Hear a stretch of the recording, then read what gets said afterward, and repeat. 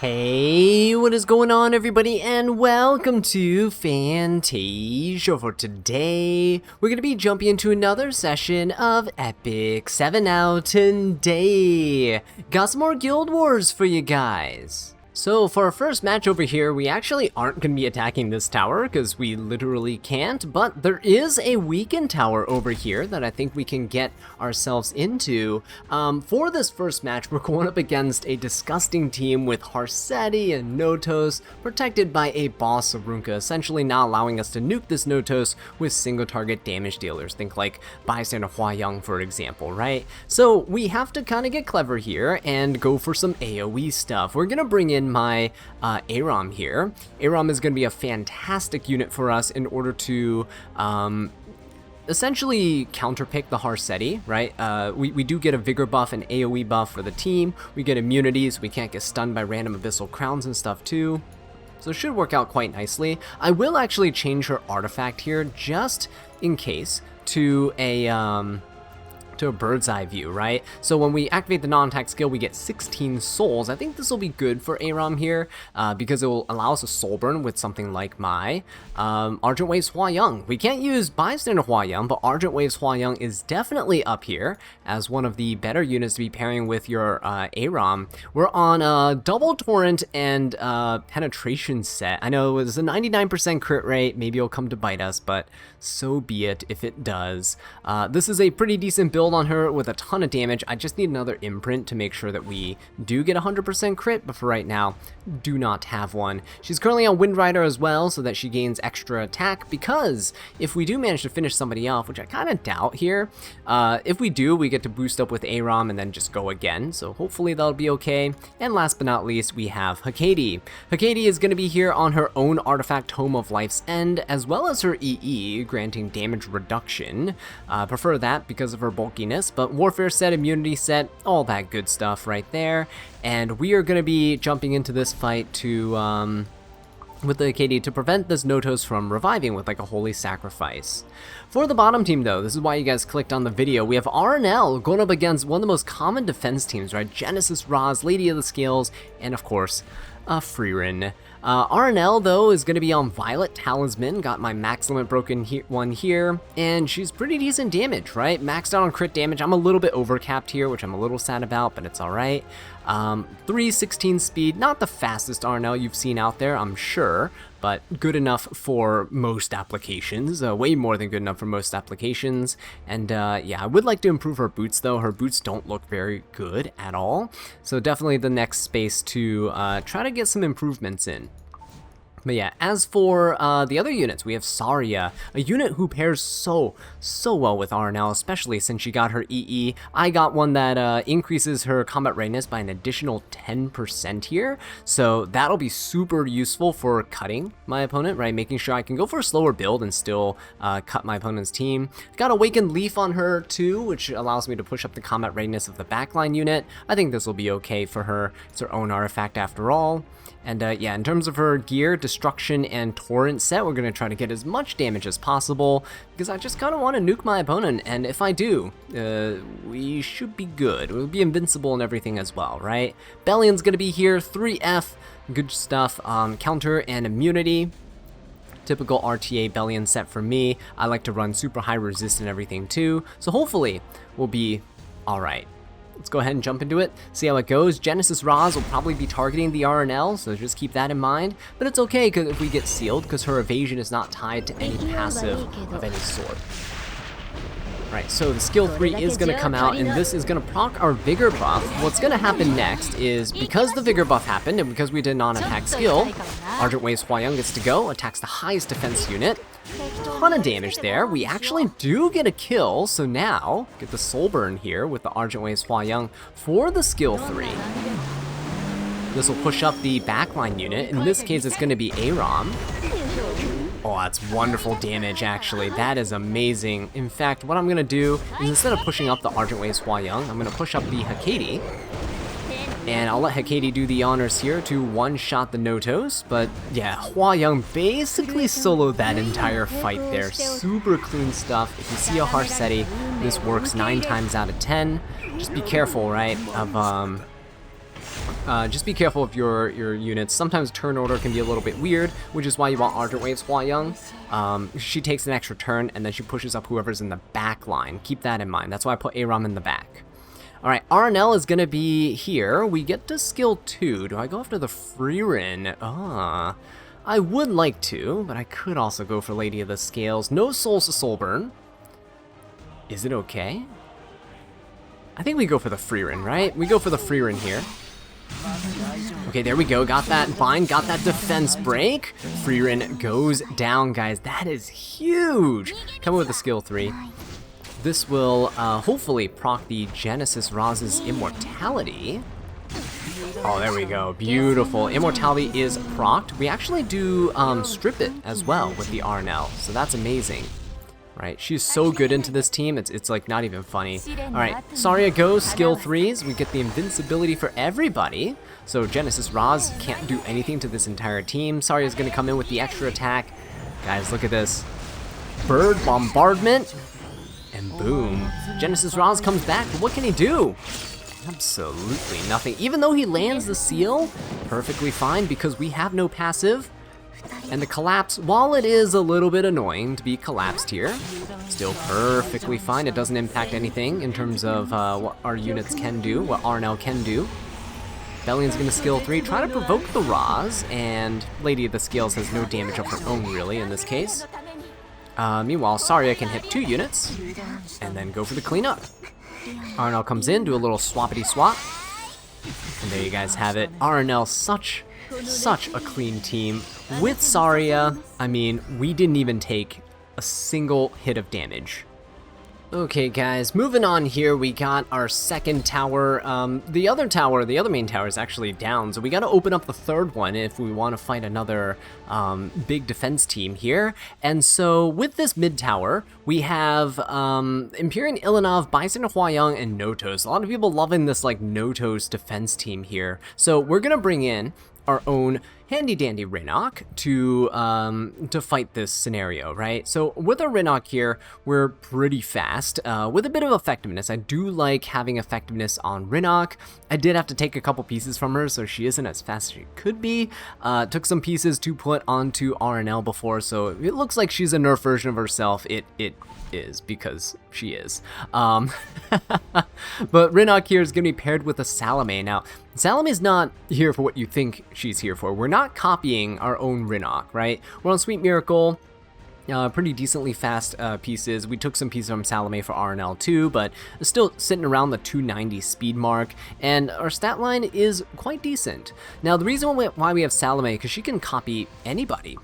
And that means we can copy our opponent's Bystander Huayang to try to get rid of this Notos once and for all. Rinok can pilfer the Notos, stealing 20% of his HP stat, allowing me to come in here and attack with into the Notos with the Salome, and it should finish him off. Now, one key thing I am going to note here is that Witch of the Mirror Tenebrae is going to be on the team for some backup control, just in case things don't go as planned, right? But she is going to be holding Tagahel's Ancient Book. Now, I put this on her to make sure that she can soul burn. Normally, I do have her on a different artifact here, but want to make sure that we can soul burn our Salome once she becomes Bystander Huayang, so that we can nuke this Notos and make sure he doesn't come back. I don't know how tanky this guy is, but hopefully it will be enough. But Witch of the Mirror Tenebrae, still pretty decent stats herself, 290 something speed, 160 effectiveness, pretty good overall. And yeah, that first team should be pretty easy once we take care of Notos. The second team here has me a little concerned because I don't know how fast this Rinok is, but there's a Rinok with a Dragon King Sharoon and a Boss Arunka. Of course, we're going to bring in the same old RNL we've been using this entire time, but this time with a bit of assistance from Vildred as a speed imprint. So 316 plus 12 is 328 speed. I don't think a Rinok is going to be faster than this, but this is my Vildred right here on Sword of Summer Twilight with his own EE. Probably should have a different EE, actually. I don't even know if I have any different EE. I do not have a different EE for Vildred, but that's okay. It should be like the crit damage one or something else, right? But not the resetting cooldowns. What we have, though, is decently fast set. He does push himself up in combat readiness. We do have a bit of damage, speed, and torrent increasing his damage even further. So he'll just be kind of a little bit of chip damage, and that chip damage is pretty much just going to open the way up for Commander Pavel to do his thing. RNL takes 2 turns, and because she takes 2 turns, she can crit twice. And when she crits twice, guys, Commander Pavel will come in and clean up the job. So he is currently on an attack set and a torrent set, and it's not bad. I mean, I kind of threw whatever junk attack set, what little attack sets I have onto him. He has his EE as well, just to get his stats up. I mean, his stats are okay. They're not the greatest. You've definitely seen better Commander Pavels out there, but I myself am not a cleaver outside of Arena, and so we're going to test this out in Guild Wars to see if, hey, maybe the aggressive playstyle would suit us better here too, right? Let's jump into it. For the first fight, we have Rhiannon opening up, and we do get to pilfer this Notos. We don't get to push him back or anything like that. It's perfectly fine. In fact, what I think I'll do is I'll go into the bystander Hua Young. This shouldn't kill because Empyrean Ilanov has defense penetration resistance, which means this bystander Hua Young should live. Oh yeah, look at that. Easily lives. We can go for a skill 3, and I think what I'll do is I'll Salome skill 2. We'll try to copy the bystander Hua Young here. Boom, very nice. Hardly landed any debuffs. Bystander Hua Young is immune to all debuffs, but it's okay. We'll go for the skill 2 here. I kind of wish I like stunned the Ilanov or something. It's alright. We'll skill 3 soul burn this, go into the Notos. It is fine if the bystander Hua Young attacks into anybody here. I'm hoping it attacks the Salome. But yeah, look at that. Holy Sacrifice, but Extinction prevents that from happening. Bystander Hua Young into my Rhiannon, but it does proc my bystander Hua Young because she didn't change back yet. Fun little interaction with the Salome. Boom! And another extinction to boot, which is very, very nice. I could go for some soul burns here to take extra turns. Perhaps we don't. Let me just go for a skill 3. I'm pretty sure the bystander Hua Young is just going to take care of my Rhiannon here. Actually, no, Rhiannon's gonna go stealth. Yeah, never mind. Bystander Hua Young's gonna attack into my Salome here with my skill null. All according to plan, by the way. Here we go. Easy peasy. Sigurd's Scythe healing him up, but that's perfectly fine. There's no reason to really skill 3 here. I think it's better to just dual attack, so let's go for that. Boom, boom. Pretty decent stuff, Rhiannon. Let's go for a skill 2. Steal some more stats from this bystander Hua Young. Hopefully she doesn't counter. If she does, we could be in some big trouble. But I think we're in a pretty safe position now. Let's go and soul burn this to dual attack with the Rhiannon and finish things off. So there you guys have it. Pretty clean and easy one there. Love the stealth from the Rhiannon. Love the stealth from the Witch of Mirror Tenebria, so that the only target that bystander Hua Young had was one that has skill nullifier. Alright, RNL gets to go, but because of her unique effect here, we do get 30% of our speed as effectiveness, making sure that we have basically 100 effectiveness, right? Let's go and attack the boss Arunka. It's the only one we can attack. Alright, let's go for that. Boom, boom, boom. Ooh, we do get a defense break. Nice extra attack there. Beautiful stuff.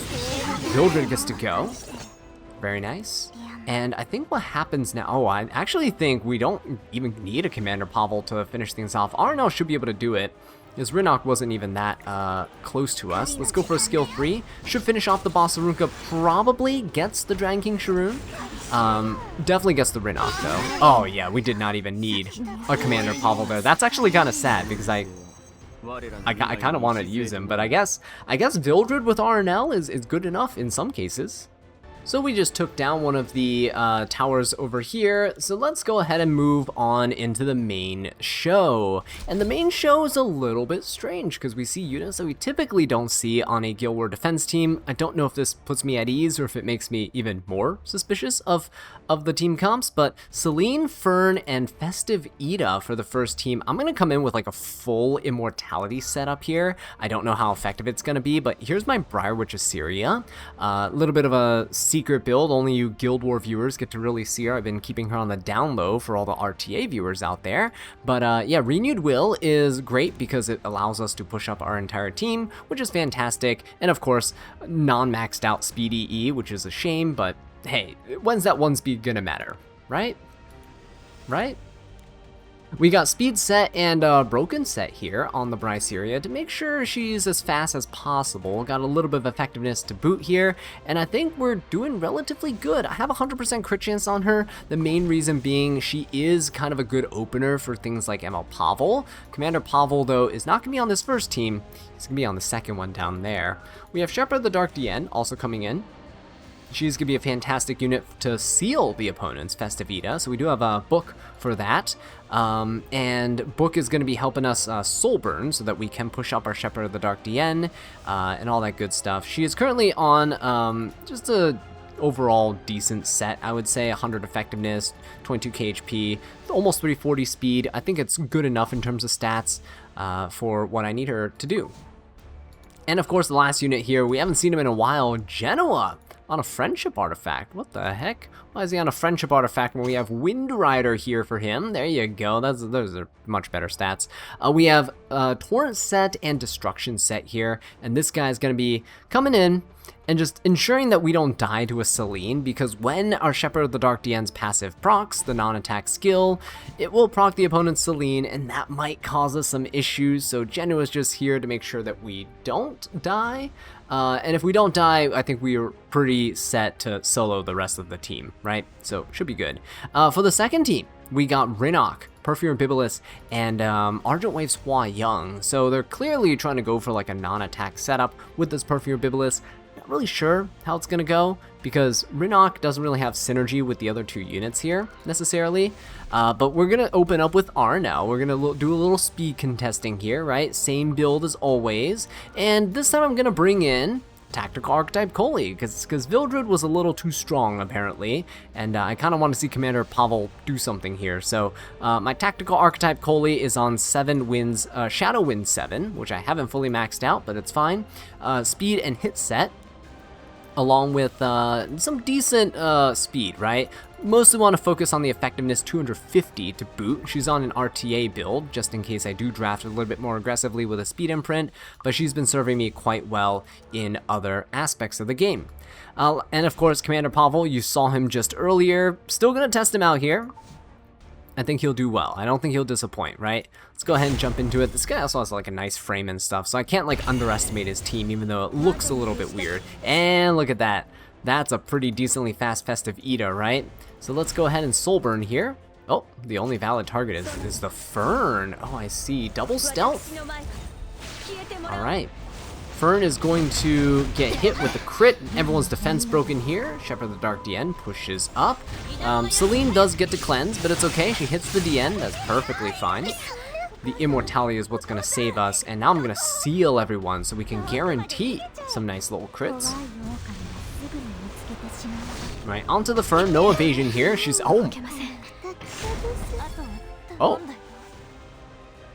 Okay.